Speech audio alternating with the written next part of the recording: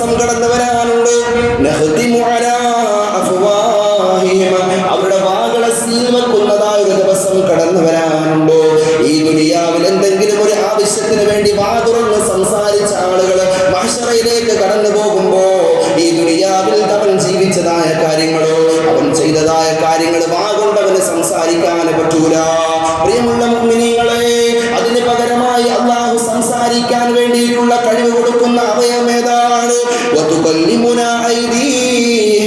അവന്റെ രണ്ട് കരങ്ങളെ കൊണ്ട് അല്ലാഹു സുബ്ഹാനഹു വ തആല സംസാരിക്കുകയാണ്.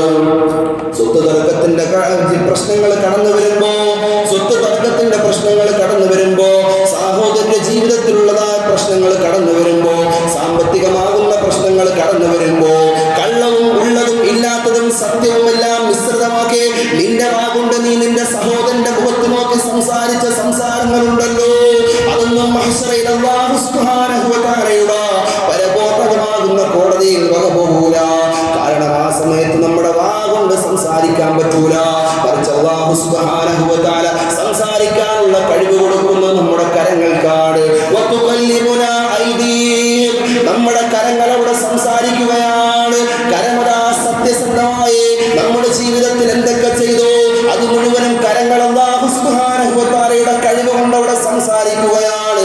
കരങ്ങൾ പറയുന്ന കാര്യങ്ങൾ മുഴുവനും കാര്യം സാക്ഷ്യം വഹിക്കുന്നു. കരങ്ങളെല്ലാ കാര്യങ്ങളും ഇങ്ങനെ പറയുമ്പോ നമ്മുടെ കാലുകൾ അതിന് സാക്ഷ്യം വഹിക്കുകയാണ്. ഇന്ന സമയത്ത് ഇന്ന ഡേറ്റിൽ ഇന്ന ആളെ കാണുവാൻ വേണ്ടി ഇയാൾ കടന്നുപോയവനാണെന്ന് കൈ പറയുമ്പോ കാലവിടെ സാക്ഷ്യം വഹിക്കുമെന്ന് പരിശുദ്ധമായ ഖുർആൻ അവിടുന്ന് പഠിപ്പിക്കുമ്പോ, എന്റെ പ്രിയമുള്ള മുഅ്മിനീങ്ങളെ, കുല്ലു ഉലൈക കാന അൻഹു മസ്ഊലാ,